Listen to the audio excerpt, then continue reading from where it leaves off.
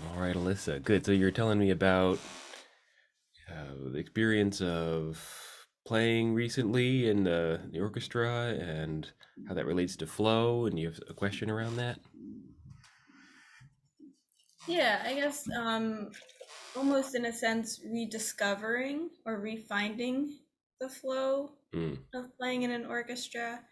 Um, I remember experiencing it well first and most often when I was in a youth orchestra, which was just a ginormous yeah. orchestra, barely fitting on the stage. We'd play this really good repertoire. Mm-hmm. We would rehearse it over like half a year. So Mm-hmm. everyone knew the pieces really well. Yeah. Pretty much had it memorized, so you can just kind of look up a lot. You didn't have to count rest, Yeah. that kind of thing. Yeah. Yeah. So it Yeah. was very easy to get enveloped in the sound and the music and forget about everything else. But now recently, all the orchestras I'm playing in, you rehearse for 3 days in the same week, and then you Yeah. have the concert. So you don't have this long term Yeah. um, getting to know a piece. Yeah. And I'm starting to find that again. I've been playing with an orchestra that has more the same kind of repertoire as my youth orchestra did, but at a higher level of playing. Mm-hmm. And I'm starting to find that flow Mm, again within my mm, performances and rehearsals. mm-hmm. Yeah. Yeah. And what's that been like for you? What have you noticed? The last concert we had, it was this past Saturday. I noticed in the middle of one of the pieces that I forgot that there was an audience. Like my Mm, awareness that mm, there's a world mm, outside of mm-hmm. the current time and music of what we were playing. I Mm-hmm. forgot that it existed pretty Yeah. much. Yeah. Like it just kind of wasn't in my sense of awareness at that time. And it was really cool to see that like I could still do that without having to spend half a year on the piece and being in Mm, I mean the orchestra was big, but yeah, so it's nice knowing that I could still get lost in the music, yeah. trying to figure out how that happens and Yeah. Yeah, how for we can sure. keep that.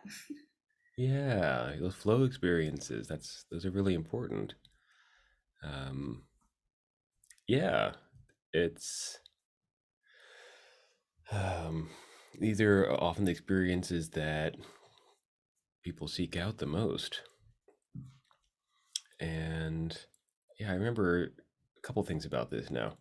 So I was talking a little earlier about Jamie Wheel, who is a flow expert and author. I like his material quite a lot, and I heard about the concept of soul force from him. So I really trust what he has to say. One of the things he said about flow was that for the activity, it has to be in sort of a Goldilocks zone.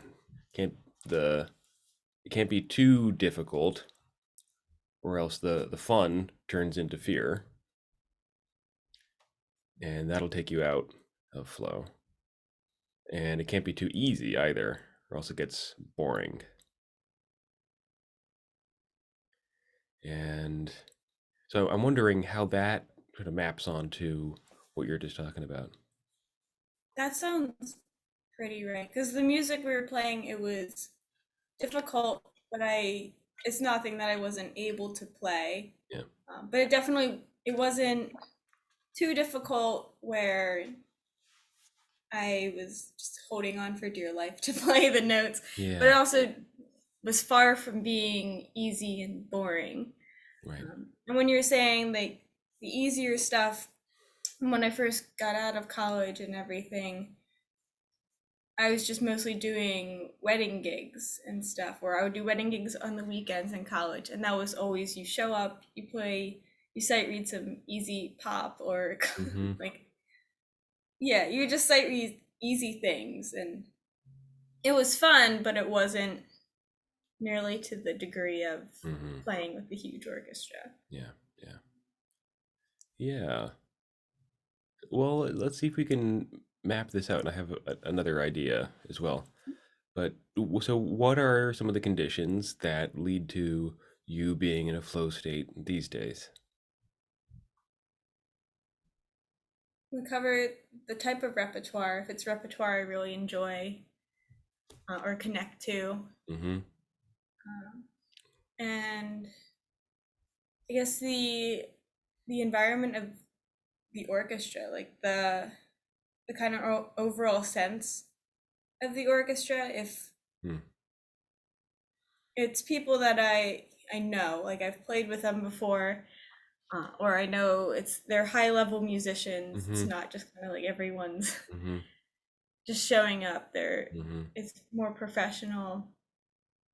I think those definitely contribute because I played. It wasn't the same group, but it was kind of the same level of repertoire and a lot of the same people actually, but just people that I've played with before and knew. It kind of made it more of that environment. Yeah. Yeah, yeah, yeah. So I'm remembering more about Jamie Wheel's sort of map of flow here. One of the things he talks about is ecstasis, catharsis, and communitas. So those are fancy words for getting excited and inspired, ecstasis, like ecstatic. Catharsis is like a release of tension or a release of pent up emotional energy. Something when something's cathartic, right? And communitas, community, having good people around. And I heard at least two of those in what you were just saying, like doing something fun, like playing music that you really enjoy. And maybe that has both the ecstasis, like the inspiring thing, and also something cathartic in it. Maybe. And the community, like having people you trust, having people that are fun to play with. Does that sort of map on to what you're Yeah. having? Hmm. Occurs to me I should include this in my book. Yet another chapter. Chapter. You should see all the post-it notes I have up there for all the chapters. It is a little bit scary. Okay, all right, good. So that's really important though. Like playing music that you enjoy, that you actually connect to at an emotional level, and I doing think it with people. further. Yeah, go ahead. Oh, sorry. Go ahead. And doing it with I people was you gonna like. say further going off of the like connection to the music, like the specific music we're playing. Um, Actually, I guess two things. When I was listening to the music on the drive there, and then this happened for the second orchestra that I mentioned, where this the flow state happened both times. I remember getting really emotional at specific parts of the Mm, music. Like it, mm, I def like it. Yeah, there were like some I don't know like moments of it that would just feel overwhelming, but in a good way. yeah. Like emotionally, Mm-hmm. and that's also how I would pick solo pieces. Like when I was picking Mm, solo pieces for my mm-hmm. recital, Yeah. I would listen to them, and if I got an emotional feeling from Yep. them or connection or Yep. something, then I would know that okay, that's the piece. If it wasn't really anything from like the first or second listen, it's like Yeah. nah. Yeah. Yeah. Why would you do it Yeah, otherwise? It's just like picking friends. You know, if you meet somebody new and there's nothing happening there, like why would you hang out with that person? Or if you meet somebody new and there's like a lot of this or a lot of this, then sure, yeah, hang out with that person. makes sense. Yeah. Hmm. Yeah. So there was one other piece around flow from Jamie Wheel, his work, and that's his what he calls hedonic calendaring. Hedonic, um, in this sense, is choosing various practices or activities that bring you into a flow state, more or less, on a regular basis.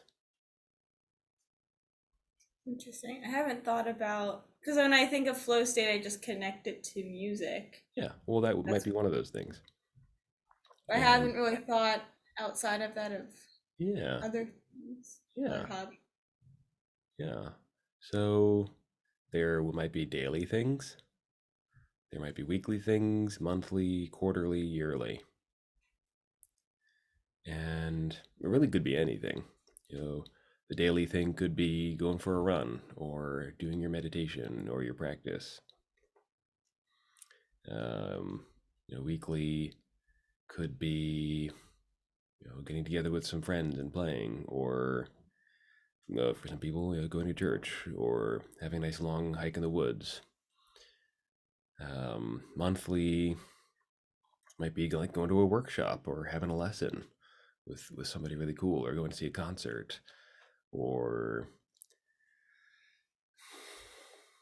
spending a weekend in the woods, or um, doing ayahuasca. That might be a quarterly thing. Um, and so you choose like slightly more intensive things, for the quarterly or the yearly thing. It might be a full week off in the Bahamas, or hiking the Appalachian Trail, or who knows what, things that really make you come alive, basically. And his suggestion is to be more intentional about it, and in that way you can really buoy your whole life. So this is like especially important these days, as life has gotten very strange and stressful for many of us. And one thing that he talks about that I agree with is how so many of us are just like choking on our trauma, basically. Like we're just so traumatized just from life in modern culture, especially with COVID. But it was certainly happening before COVID. All the polarization and that kind of thing, strife. Um, One of the things that can help us be leaders is not getting as bogged down, not getting as triggered, remaining a little more grounded. And one of the best ways to do that is through having this hedonic calendar regularly. You make sure you're taking care of yourself, doing things that really bring you alive. And so what Soulforce is standing in that aliveness, even in the face of these difficult situations and feelings.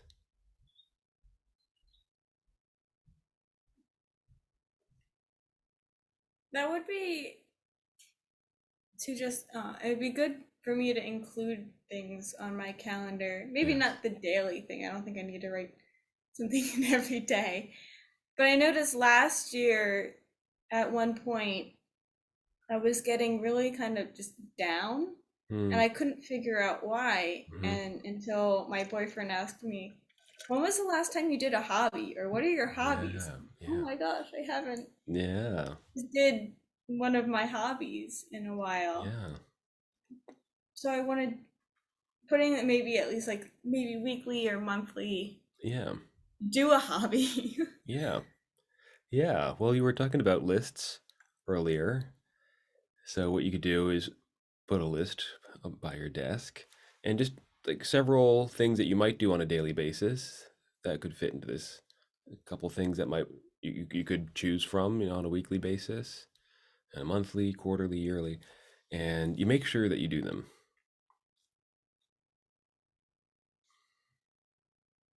Because yeah, you might fall into that depression otherwise, right? And it's weird how long it took me to figure that out. Like I didn't realize I wasn't doing a hobby until someone said something about it. Yeah.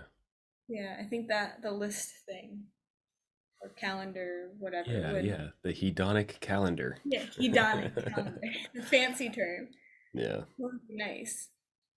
Instead of, like I was also saying, with making lists was kind of relaxing because instead of having all these thoughts in my head, almost stressing that I have to remember them, Mm, once it's written down, I relieve myself of the chore of trying to remember them.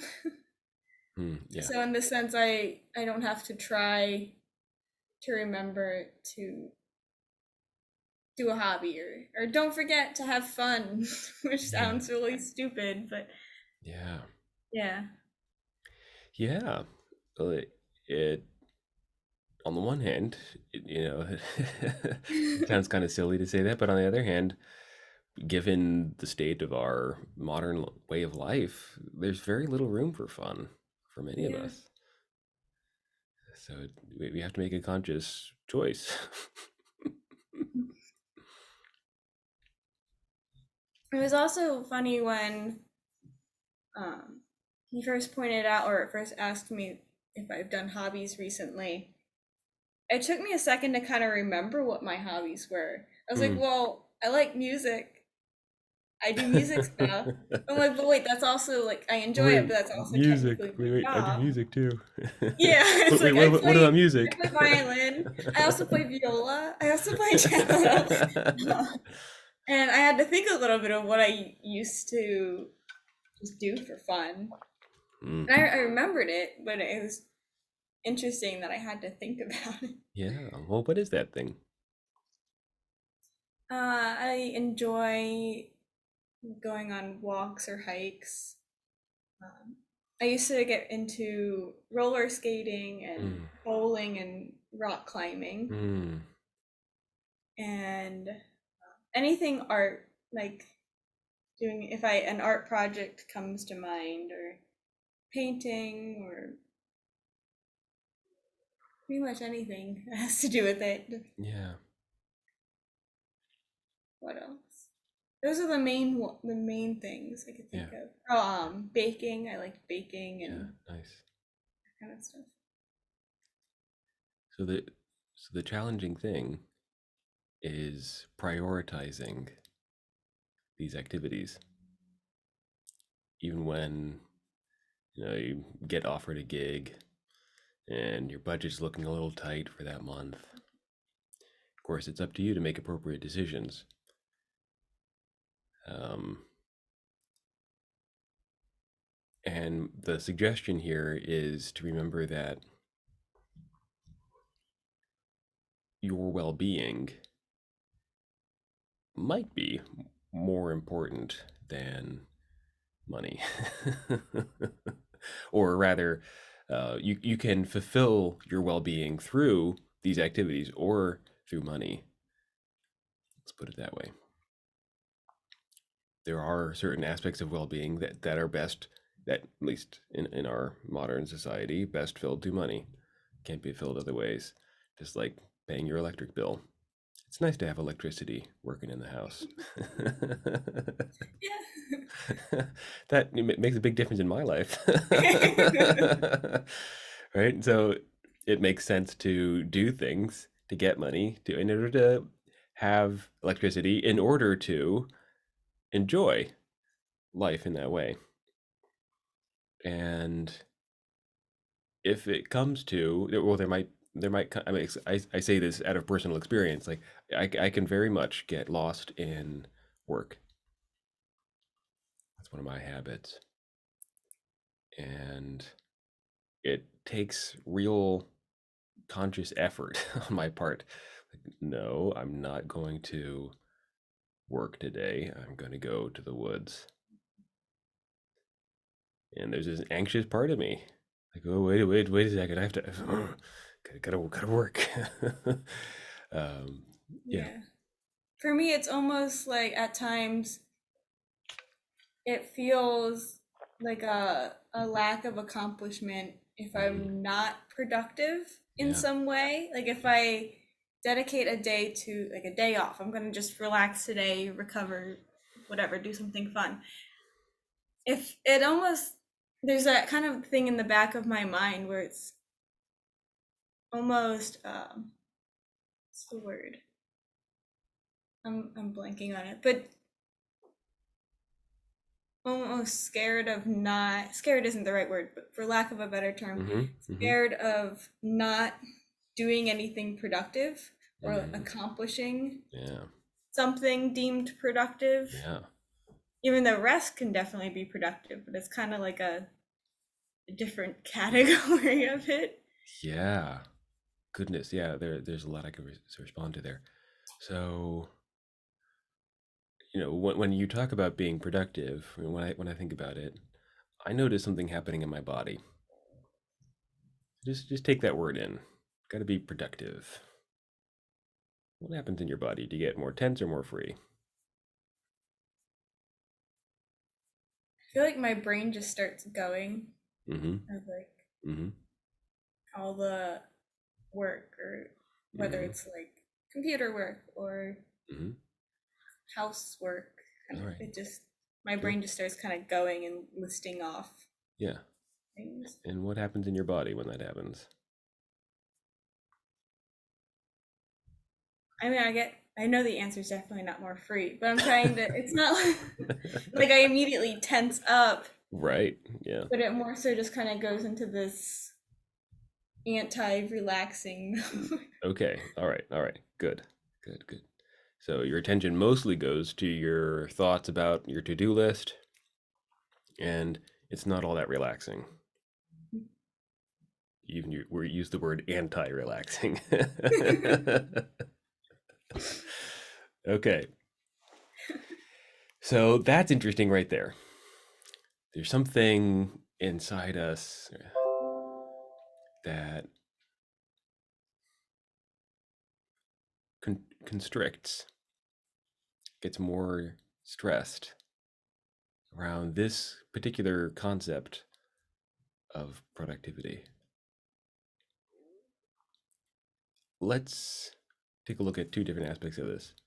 One aspect is, what's the story of what would happen, who you would be if you weren't productive? The other is, what would you get on the other side of being productive? So let's do the first one. So, When yeah, you first said that, I immediately thought, well, if I'm not productive, if I don't do something, accomplish one thing off my checklist today, then they're going to pile up more and I'm going to stress more about this longer list of things to do. right. And what would be so bad about that?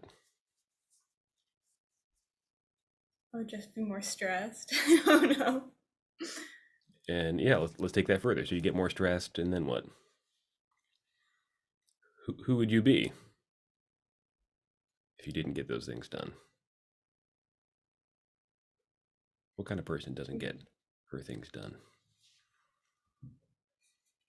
Yes, someone who looks like they're not maybe not motivated or not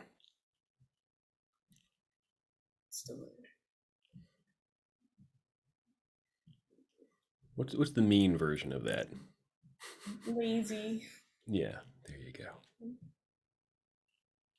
Yeah, okay. So lazy is a judgment. It's a story we tell about somebody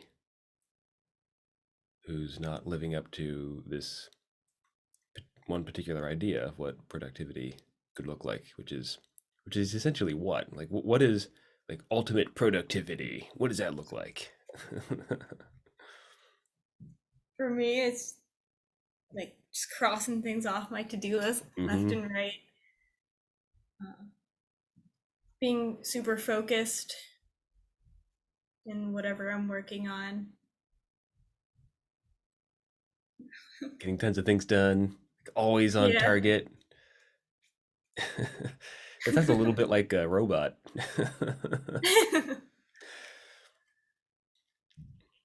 Right? Our idea of productivity comes from, well, like, on one hand, the puritanical, um, like the culture of the Puritans and the Calvinists, who believed that salvation essentially came from working hard.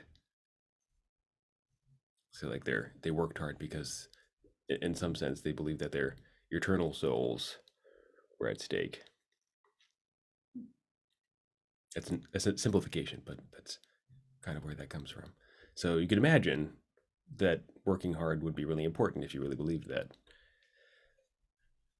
And it also comes from in our industrialized education system. Our modern education system, I think we talked about this, comes from getting people prepared to work in factories, doing the same thing over and over, the same way, perfect for 12 hours at a time.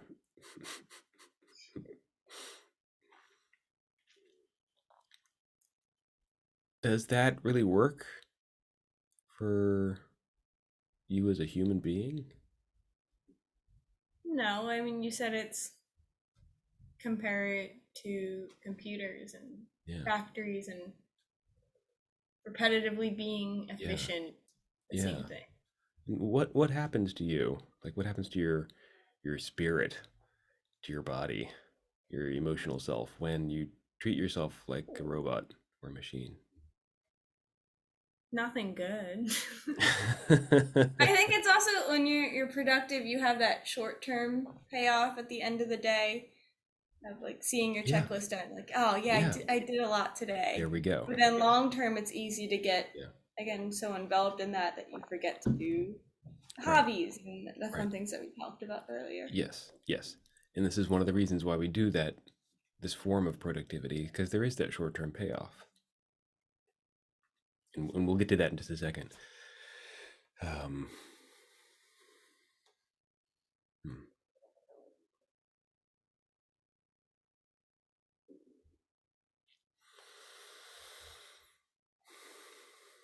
Yeah, I lost the train of thought there. Well, maybe we can talk about that then. So, treating yourself like a robot doesn't work that well. There is a short term payoff. Um, it's important to know that it's not your fault that you might be treating yourself this way. This is what our whole culture tells us is the right way to do things. And in a sense, we got to work against the grain of our culture, do things that might look lazy to that um, slave driver, robot slave driver, overlord inside each of us. So you might feel lazy at sometimes. We've talked about this Indian Alexander technique. If your habit of doing posture looks like this, then all that tension. When you let go, there's benefit because you're less tense, but it's going to feel like you're a lazy sloucher. So yeah, last thought here. What's the payoff? So even with the short-term payoff of seeing your to-do list done, you see the to-do list done, what does that offer you?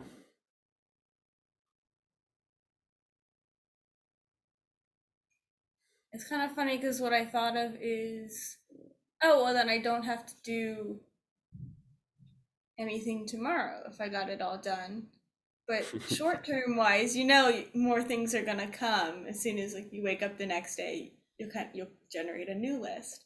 Yeah. That was the first thing that came to mind when, like, say I see a list done, like, oh, well, it's done. I don't have anything to do tomorrow, but I end up finding more things to do tomorrow Yeah. anyway.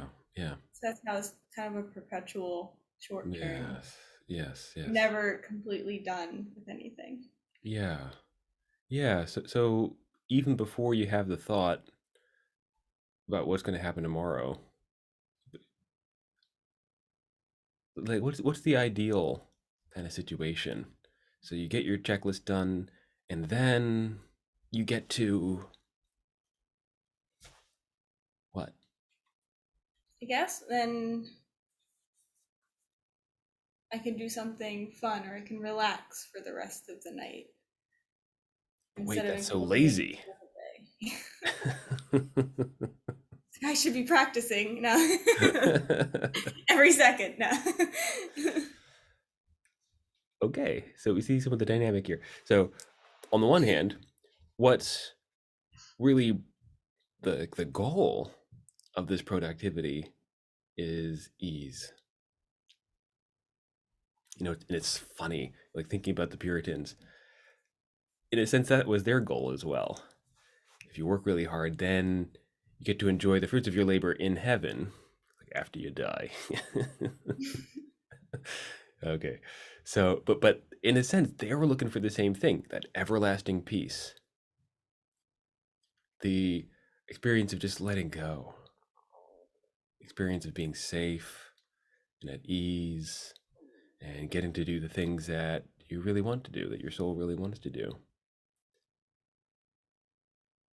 It's kind of a funny way of going about it, especially from the Puritan point of view. I'm going to work myself to the bone so I can be at ease. It sounds contradictory. It does sound contradictory, doesn't it?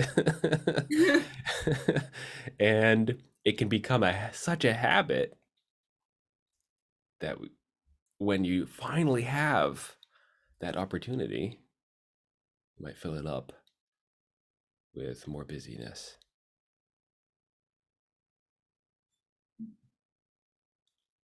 So the stretch goal might be to find a way to kind of familiarize yourself more with that ease, the having the space, like allowing space in your life for all those fun activities that you mentioned earlier, getting comfortable with that space. Oh, I have nothing to do right now.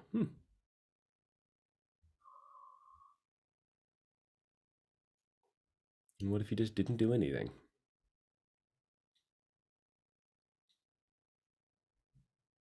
Like initially, like you were just saying, if there's free time, I don't have anything to do, my brain would have probably immediately go to, well, I gotta do something. Mm-hmm. Right. And so now, Because yeah, like you said, we don't just do nothing. We're not as familiar with or yes, comfortable with doing nothing. yes, right. And so the nothing is not necessarily like another thing to do with puritanical fervor. That I have to do nothing right now. Put nothing on your checklist for the, I have done that. the timer. Do nothing for Yeah. 5 minutes and Yes. just Yes. Well, it's not a bad idea, and in a sense, that's kind of what meditation can be. But that can turn into a chore as well, and that's really the thing. So the nothing here is like the magic pause we've talked about. So here the stimulus here is, I have some free time. Pause.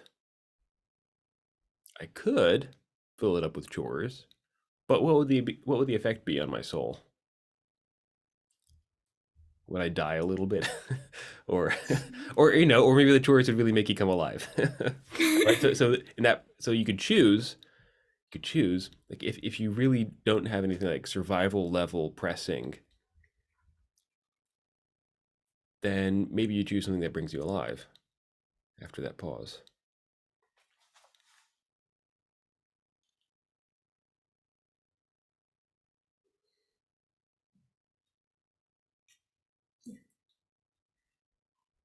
I like that. Yeah, good reminder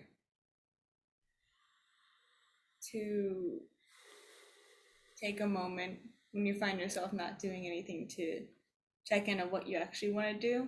That's right. Yeah, again, like you said, rather than just filling it right away. Yeah. So it's, I have free time, some empty space in my schedule. Pause. In relation to the discomfort that can arise, that little twinge of discomfort that can arise around having some free time, or the idea, even the idea of it. That's the stimulus that we're working with.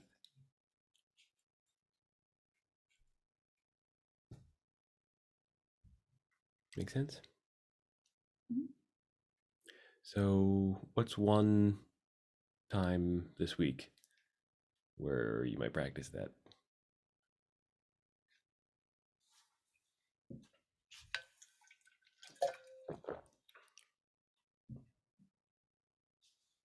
Ooh, maybe a good time would be lunchtime. Because I always kind of, well, I eat lunch and then I have a decision afterwards to either keep relaxing or do something fun or jump right back to work as soon as I'm done eating. So that might be a good time to try. Yeah, great. So, you're gonna have lunch today? Yes, I hope so. Good. All right. So, as soon as you notice that time that you set aside for lunch, what are you gonna do? Well, I'll relax during lunch and then I can, yeah, just think about what I'm in the mood to do. There you go. That also, it's kind of funny because at times I even find myself getting slightly annoyed at the fact that I need to eat. Mm. Like, I'm like, I want to get this stuff done, but man, I have to take time out of my day to eat lunch. Like, I want to. Only I could change my body into a robot body. Yeah. But yeah, going off that mentality, like it's there even with Yeah, basic things like eating. that's right. Yeah. Okay. All right. Well, we covered a few things today. Talking We about. always end up covering more things than I expect. Yeah. Or Yeah. I go start like, what's new in your life? I'm like, I don't know. I guess this one thing, and then we just open up from there. Yeah, it's fun. Well, yeah. What are your takeaways?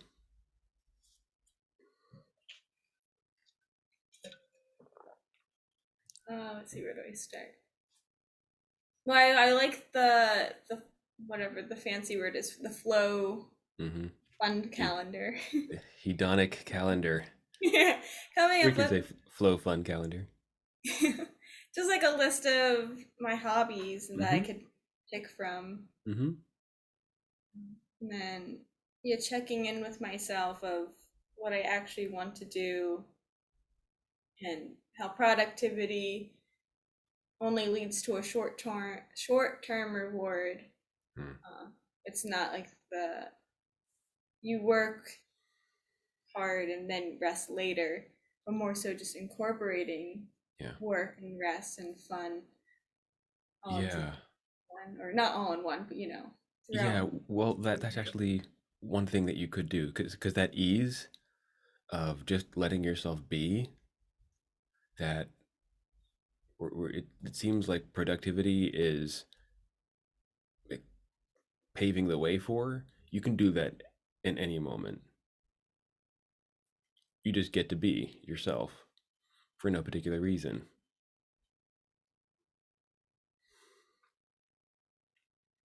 And you can do that while you're washing the dishes.